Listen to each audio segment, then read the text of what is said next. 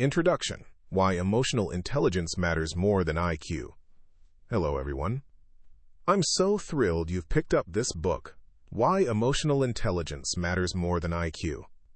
For years, we've been told that intelligence, specifically measured by IQ, is the key to success.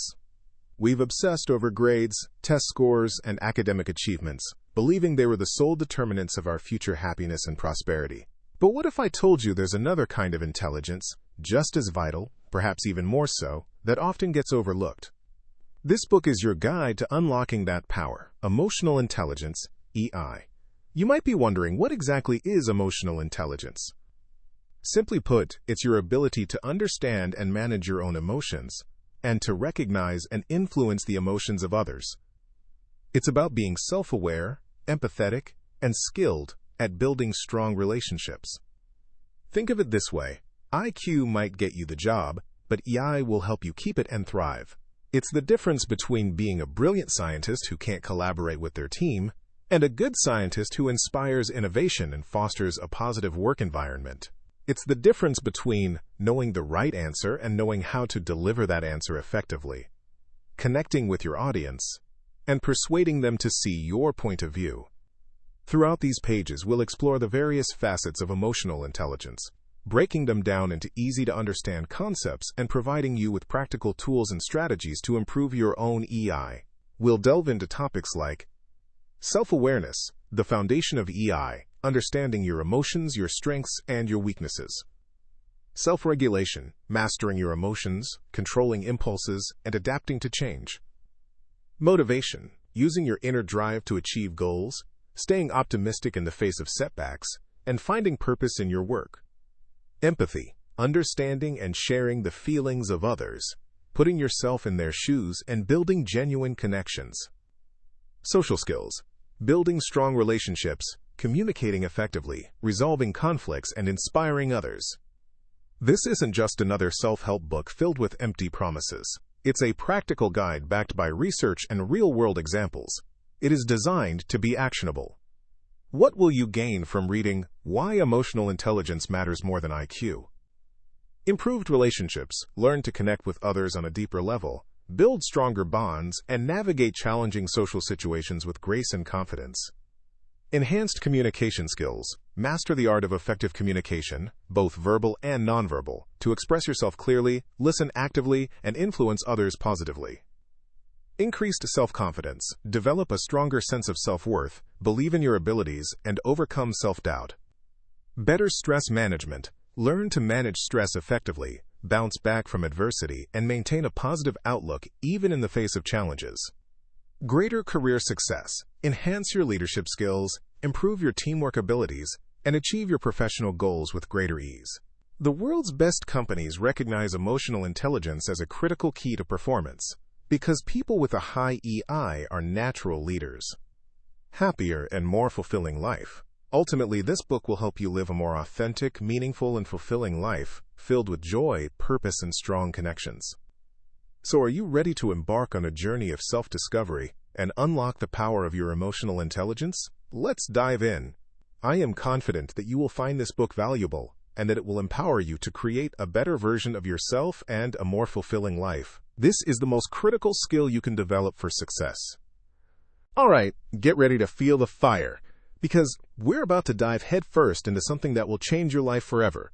Forget just being smart. We're talking about becoming emotionally intelligent. Chapter 1, Beyond the Numbers, the EQ Edge. For years, society has been obsessed with IQ. The higher your IQ, the smarter you were. Right? Wrong. We thought IQ was the ultimate predictor of success. But guess what? There's a huge piece of the puzzle that we've been overlooking: emotional intelligence, or EQ. Now, what exactly is EQ? Simply put, it's your ability to understand and manage your own emotions, and to recognize and influence the emotions of others. It's about being aware, being empathetic, and being able to navigate the social world with grace and genuine connection. It's the secret ingredient that separates a good performer from a truly exceptional one. Think about it like this. You might know how to build a complex machine, IQ, but EQ helps you understand why you're building it, how your team members are feeling about the project, and what motivates them to contribute their best work. It's about building bridges, not just blueprints. Let's say you know a really intelligent guy named John. John aces every exam, can solve complex equations in his head, and is generally considered a genius. But John also gets frustrated easily, explodes in anger when things don't go his way, and struggles to understand why people don't see things his way. John has a high IQ, no doubt, but his EQ, not so much. Then there's Maria. Maybe Maria isn't a mathematical prodigy, but she's incredibly perceptive. She can sense when a colleague is struggling, knows how to diffuse tension in a room, and always finds a way to motivate her team, even when facing tough challenges. Maria understands people, and that's her superpower. Who is more likely to succeed in the long run? While high IQ can open doors, time and again it's often Maria who rises to the top. Because EQ isn't just nice to have. It's essential for building relationships, leading teams, and navigating all the ups and downs life throws our way. In this book, we will give you the tools to transform. We will explore how to unlock your emotional potential, become more self-aware, manage your emotions effectively, and build incredibly strong relationships. It's time to unleash your EQ advantage because it will transform your personal and professional life. Get ready! Let's go! All right, champion, let's dive headfirst into Chapter 2, Know Thyself, the Foundation of EQ. Listen up, because this is where the magic truly begins. You can't build a skyscraper on a shaky foundation, and you can't master emotional intelligence without first understanding you. This chapter is all about equipping you with the tools to become intimately acquainted with your inner world. What does know thyself really mean? It's not just about knowing your favorite color or your shoe size. It's about digging deep, becoming aware of your emotions, and understanding how those emotions are driving your bus. Are you behind the wheel, or are your feelings taking you for a wild ride? Think of your emotions like the dashboard of a car. Each light, each gauge is giving you information. Ignoring those lights, pretending they don't exist, doesn't make the problem go away. It just lets it fester until it explodes. So how do we become emotion detectives? First, pay attention. Don't just brush off feelings like anger, sadness, or even elation. Stop. Breathe. Ask yourself, what am I feeling right now? Where do I feel it in my body? What triggered this feeling? For example, let's say John feels a knot in his stomach before a presentation. Instead of ignoring it, he pauses and asks, okay, what's going on? I'm feeling anxious. Where? In my stomach. What triggered it? The thought of messing up the presentation. Now, John is aware of his anxiety. He can then use that awareness to manage it, maybe by practicing his opening lines again, or taking a few deep breaths. Another super helpful practice is journaling. Spend just 5 minutes each day writing down your thoughts and feelings. Don't censor yourself, just let it flow. This is like cleaning out your mental closet. You'll be amazed at what you find. Remember, this isn't a sprint, it's a marathon. Be patient with yourself. Some emotions are easy to identify. Others are buried deep. Keep exploring, keep questioning, and keep becoming the absolute master of your own emotional landscape. You got this. Magna. All right, champion. Let's dive into Chapter 3, Taking Charge, Mastering Self-Management. You've peeked inside yourself. You've acknowledged your feelings. Now, it's time to grab the reins. Self-management is your superpower to control your reactions, channel your emotions, and turn intentions into action. This isn't about suppressing feelings. No way. It's about managing them, directing them. Think of it as becoming the conductor of your own orchestra instead of letting each instrument play whatever it wants. Ever felt your anger rising? Instead of exploding, pause. Take a deep breath. This buys you precious seconds. Think, what can I control here? Maybe it's your reaction. Maybe it's removing yourself from the situation. Now, let's talk commitment. How many times have you started something with fire only to fizzle out a week later? Here's the secret. Break it down. Want to write a book? Don't focus on the whole novel. Focus on writing 1 page a day. Small, achievable goals build momentum, and momentum builds success.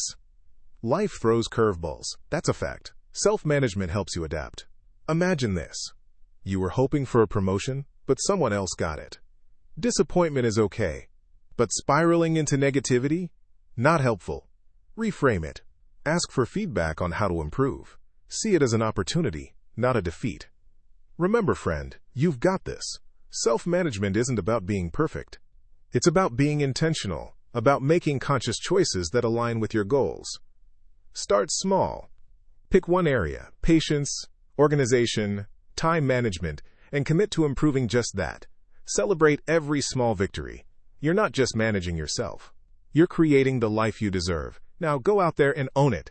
All right, champ, get ready. We're diving into a game changer, reading the room, the art of social awareness. Forget being stuck in your own head. This is about power. The power to truly see the people around you. It's about understanding what they're feeling, what they need, and what concerns them, even if they don't spell it out. It's not mind reading, it's observation. Think of yourself as a detective. Your mission? To pick up on clues. Body language, tone of voice, facial expressions. They're all broadcasting messages. A furrowed brow could mean confusion. Slumped shoulders might signal discouragement. Paying attention is half the battle. Empathy, your secret weapon. Empathy isn't just feeling sorry for someone. It's walking in their shoes. It's trying to understand their perspective, even if you don't agree with it. Let's say your colleague, let's call him David, seems on edge and quiet during a typically cheerful team meeting. Instead of ignoring it, ask yourself, what might David be going through? Is there anything I can do to support him? Why does this matter? Because connection matters. Strong relationships are built on understanding. When people feel understood, they trust you, they respect you, and they're more likely to collaborate effectively. In David's case, a simple, "Hey David, you seem a bit quiet today. Is everything all right?" can make all the difference. It shows you care, and that's powerful stuff. Start small, build big. Practicing social awareness is like exercising a muscle.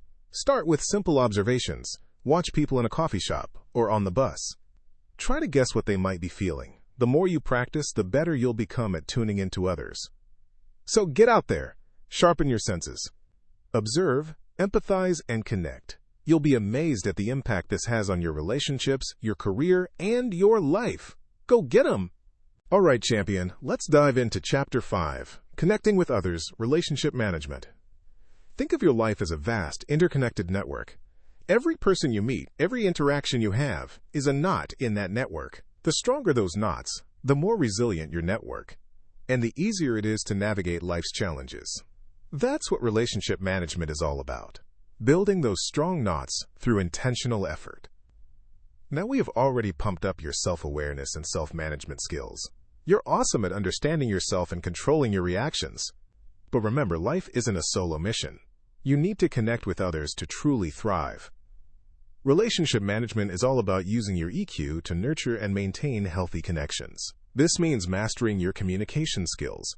Not just talking at people, but truly listening, tuning into their body language, and understanding their perspective.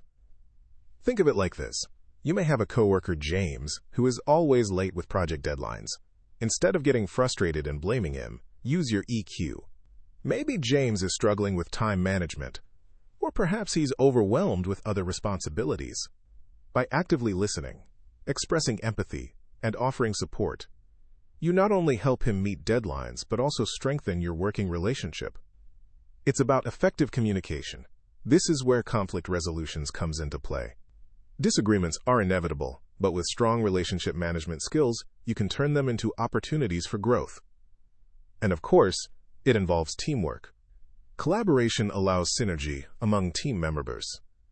Relationship management will allow strong bonding and connection in team. Building strong relationships isn't just nice to have. It's an absolute game changer. It leads to increased opportunities, greater support, and a more fulfilling life. So get out there, champ. Start flexing those relationship management muscles. Connect with sincerity, listen with empathy, and build those strong knots. You got this. All right, champions, let's unleash the power of EQ in the workplace. This is where the rubber meets the road, where your emotional intelligence directly impacts your success, your team's performance, and your overall job satisfaction. Get ready to transform your work life from just surviving to absolutely thriving. Chapter 6, EQ at Work, Thriving in the Workplace. Think about it. A workplace is basically a giant potluck of personalities, perspectives, and yes, even problems. But it's also a breeding ground for innovation, collaboration, and collective success. And what fuels all of that? EQ. First off, understanding your own emotions and how they affect your work is huge. Are you a volcano ready to erupt under pressure? Or a calm stream, even when deadlines loom? Once you know your tendencies, you can manage them. If you know stress makes you snippy, take a 5-minute breather before responding to that frustrating email. Next, social awareness is your superpower. Paying attention to your colleagues' emotions. Are they stressed? Excited? Are they really agreeing? Or just being polite? Allows you to respond appropriately. A little empathy goes a long way. Relationship management is the glue that holds everything together. This means communicating clearly, resolving conflicts constructively, and building rapport with your team. Ever seen a project delayed because of a personality clash? EQ can prevent that. EQ in action. Imagine you're leading a team project and a team member, let's call him Tom, consistently misses deadlines. A low EQ approach might be to publicly reprimand him. But a high EQ approach? You pull Tom aside, listen to his challenges with empathy and curiosity, and collaboratively find a solution. Maybe he's overloaded and needs support, or perhaps he's struggling with a specific task. Understanding the why behind the behavior allows you to address the actual problem, fostering loyalty and improving team performance. A positive work environment starts with you. Recognize others' contributions, offer support, and foster open communication. EQ isn't just a skill. It's a leadership quality, regardless of your title. So go out there and infuse your workplace with emotional intelligence. It's not just good for the company, it's good for you. Let's get those brilliant ideas flowing. All right, champions, get ready to ignite your love lives. I'm pumped to tell you about Chapter 7, EQ in Love, Building Stronger Relationships. Listen up. Equations aren't just for math class. EQ is the secret sauce for sizzling relationships. You want connection? You crave deeper intimacy? It all starts with understanding and flexing your emotional intelligence muscles. First, communication, baby. It's not just what you say, but how you say it. Instead of accusatory phrases like, "You never listen to me," try something softer, something more you. Like, "I feel unheard when," boom. You're expressing your feelings without blame. You're communicating. And who doesn't want to date someone who can communicate? Now let's talk empathy. Put yourselves in your partner's shoes. See the world from their perspective. Let's imagine Juan is stressed about a presentation. Instead of dismissing it, "It's just a presentation. Chill out." Try saying, "That sounds really tough. What can I do to support you?" Feel the difference? One shows you care, the other just wants him to get over it. Finally, conflict resolution. Arguments are basically inevitable, but disagreements don't have to be battles. Approach them as opportunities for growth. When disagreements arise, actively listen to your partner's point of view. Seek common ground and find a solution together. Remember, it is always important to use "and" instead of "but." EQ in love isn't just about avoiding arguments or being nice all the time. It's about building a deep, authentic connection with your partner, fueling the fire of your relationship with respect, understanding, and genuine empathy. It's about being a team, even when the game gets tough. So are you ready to take your love life to the next level? Let's do it. Get your EQ on. You got this. All right, champs, buckle up, because we're about to dive headfirst into the most rewarding, challenging, and downright amazing adventure of all, parenting with EQ. You know, you're not just raising kids, you're building humans. Emotionally intelligent humans. Let's go. Chapter 8, Parenting with EQ, Raising Emotionally Intelligent Children. Listen up, super parents. Academics are great, but EQ? That's the real secret sauce. It's about setting your kids up for a life where they understand themselves, connect with others, and navigate the ups and downs with grace and guts. Ready to unlock that power? First, be the EQ role model. Kids are mini-me's copying everything you do, especially your emotional responses. Are you yelling when stressed, venting without thinking? Time to check yourself. If you are sad, say, "I am feeling a little sad today, and I'm going to read a book to make myself feel better." If you're frustrated at traffic, take a breath and say, Wow, this traffic is frustrating. Let's put on some music and relax. Your action speaks louder than words. Next, name that emotion. Young children feel big emotions. Help your kid name what they are feeling. If little Johnny is crying because he can't have the toy he wanted, don't just say, "Stop crying!" Get down on their level and say, "You seem really disappointed that you aren't getting the toy. It's okay to feel disappointed." Teach them that it's okay to feel all sorts of things. Now let's teach children managing the big feels. Once they know what they're feeling, teach them tools to deal with it. Deep breaths, counting to 10, drawing a picture, taking a break in a quiet space. Brainstorm ideas together when they're calm, so you have a list of strategies ready for tough times. This is also a very important practice for handling the big change in life. Teach them empathy in action. Empathy is like a superpower. Encourage it. If Emma is sad because her friend moved away, ask your child, "How do you think Emma is feeling right now?" Then, brainstorm ways to help her feel better. Maybe write her a letter. Or send a funny video. This builds compassion muscle. Finally, social skills are life skills. How? Practice them. If your child is at a playground and you see a group of kids playing, work with him or her. Say something like, "Do you want to join the game?" After child replied to you, give them an example like, you can say, "Hello, can I play with you?" Remember, building EQ is a marathon, not a sprint. There will be tantrums, meltdowns, and moments when you want to pull your hair out. But hang in there, you got this. By creating a nurturing, emotionally attuned environment, you're not just raising kids, you're empowering future leaders, compassionate friends, and happy, well-adjusted human beings.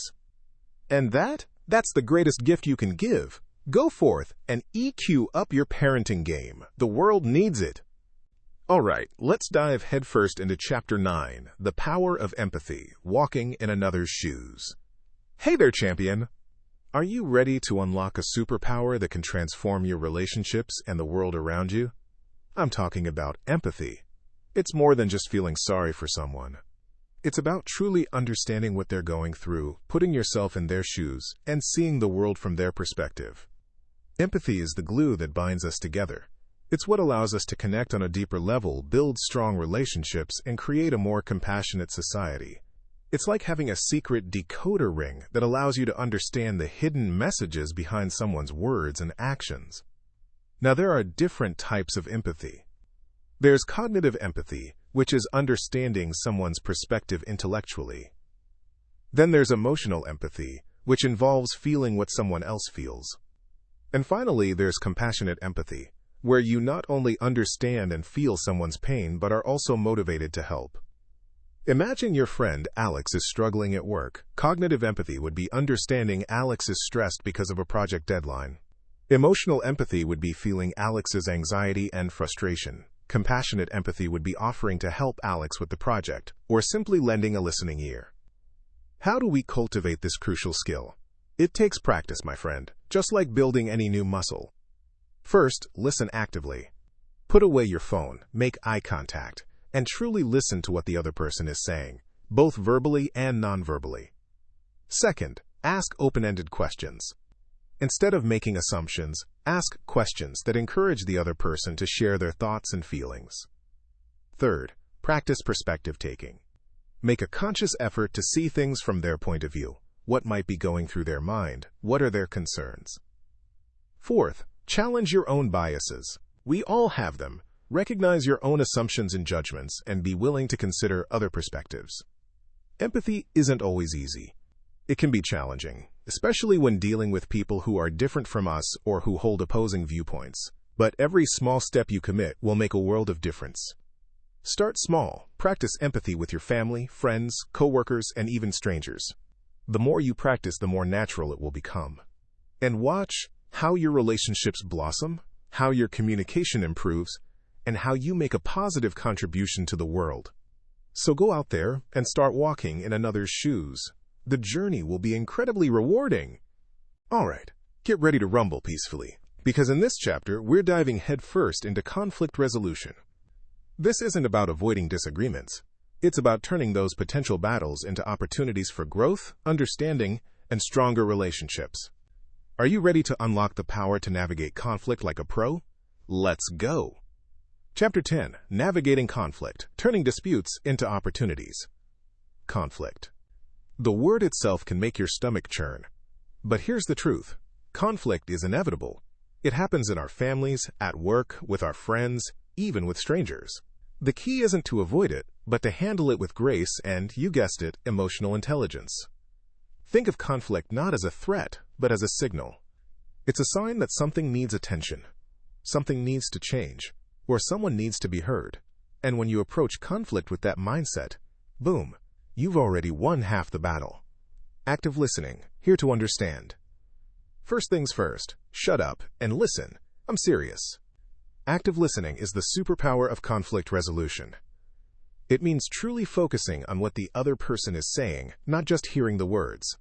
It's about understanding their perspective, their emotions, and the core of what's driving their argument. Pay attention, put down your phone, make eye contact, and clear your mind of distractions. Reflect, paraphrase what they're saying. So, if I understand correctly, you're feeling frustrated because this ensures you're both on the same page. Ask clarifying questions. Don't assume you know everything. Can you tell me more about why that's important to you? Empathize. Try to see things from their point of view. Even if you disagree, acknowledge their feelings. I can see why you'd feel that way. Assertive communication. Speak your truth with respect. Active listening is crucial, but you also need to express yourself clearly and respectfully. That's where assertive communication comes in. It's about standing up for your needs and opinions, without being aggressive or passive. Here's the magic formula. I feel when, because I need. Let's look at John and his roommate Ben. Ben consistently leaves his dirty dishes in the sink for days. John could explode, aggressive, or silently stew, passive. But with assertive communication, he could say, Ben, I feel frustrated when the dishes pile up in the sink for days, because it makes the kitchen feel unsanitary, and it's not fair for one person to always be cleaning. I need us to establish a rotating chore schedule, so we can both take responsibility for cleaning up. Finding win-win solutions, the holy grail of conflict resolution. The best conflicts end with both parties feeling like they've gained something. That's a win-win! How do you get there? Through collaboration, compromise, and a willingness to find common ground. Identify the core issue. What's the actual problem? Dig below the surface to find the root cause. Brainstorm solutions. Get creative. Don't settle for the first idea. Explore all possibilities. Evaluate options. Which solutions are realistic, fair, and meet the needs of everyone involved? Compromise. Be willing to give a little to get a little. No one wins if one person gets everything and other person gets nothing. Implement and review. Once you've agreed on a solution, put it into practice and check in later to see if it's working. Remember, conflict doesn't have to be a destructive force. It can be a catalyst for growth, stronger relationships, and deeper understanding. Now go out there and turn those disputes into opportunities. I believe in you. All right, champions, let's talk about something huge. Something that will completely redefine how you lead, how you inspire, and how you achieve unimaginable success. Emotional intelligence in leadership. Ready to unlock the power within you? Let's go! Chapter 11. The EQ Advantage in Leadership. Inspiring and motivating others. Forget the old-school top-down approach. Leadership isn't about barking orders. It's about igniting passion. And guess what? That fire starts with your emotional intelligence. High EQ leaders aren't just managers. They're catalysts. They're visionaries. They're the spark that ignites the engine of progress. Think about it. Can you really communicate effectively if you don't understand your own emotions, let alone those of your team? EQ allows you to tailor your message, to connect on a deeper level, to truly hear what your people are saying, even when they're not saying it out loud. Trust. It's the bedrock of any successful team. And how do you build trust? Through authenticity, through vulnerability, through showing genuine care and understanding. An emotionally intelligent leader listens without judgment, acknowledges struggles, and celebrates wins, big and small. Here's an example. Imagine Alex, the manager of a software development team. The team was hitting deadline after deadline, and morale was in the toilet. Instead of yelling, the old way, Alex used his EQ. He called a team meeting, admitted he'd been pushing too hard, and asked for their feedback. He listened, really listened, to their frustrations. He then worked with them to create more realistic timelines and implement better communication strategies. The result? Morale soared, productivity went up, and the team crushed their next project. That's the power of EQ. It's not about being a softie. It's about being smart, strategic, and understanding that people aren't robots. They're complex beings with emotions, motivations, and dreams. Tap into that, and you unleash a force that's unstoppable. Remember, leadership is not a position, it's an action. All right, champion. Let's tackle those roadblocks on your path to emotional mastery. Get ready to rumble with Chapter 12, Overcoming EQ Roadblocks, Common Challenges and Solutions. Listen, nobody's perfect. We all stumble. But the winners? They get back up, dust themselves off, and learn from it. Developing your EQ isn't always sunshine and rainbows. You're going to hit some snags, but don't you dare let them stop you. Roadblock 1. Defensiveness, the wall builder. Ever felt like you're automatically arguing your point when someone gives you feedback, even if deep down you suspect they might be right? That's defensiveness. It's like building a wall around your ego, blocking valuable insights that could actually help you grow. Solution: breathe. Seriously, before reacting, take a deep breath. Then, listen. Actively listen. Try to understand their perspective, even if you disagree. Ask clarifying questions. Can you give me an example? What makes you say that? Turn that defensiveness into curiosity. You might be surprised what you learn. Roadblock 2. Resistance to change, the comfort zone trap. Change is scary. Our brains love routine. Stepping outside that cozy comfort zone feels unsafe. But growth only happens outside that zone. Resisting change when it comes to emotional habits is like trying to win a race with your shoelaces tied together. Solution: start small. Pick one area you want to work on. Maybe it's improving your active listening skills. Practice consistently. Celebrate small victories. And remember why you're doing this: a more fulfilling, connected life. Focus on the benefits of the change, not the discomfort. Roadblock 3. Negative self-talk, the inner critic. This one's a killer. That little voice inside your head that tells you you're not good enough, you'll never succeed, you're going to mess up. Silence it. That voice isn't you. It's a bully. Solution: challenge those negative thoughts. Ask yourself, is this really true? What's the evidence? Replace negative thoughts with positive affirmations. Instead of, I'm going to fail, try, I'm capable, and I'm going to give it my best shot. And treat yourself with the same kindness you'd offer a friend. You deserve it. These roadblocks are common, my friend. Everyone faces them.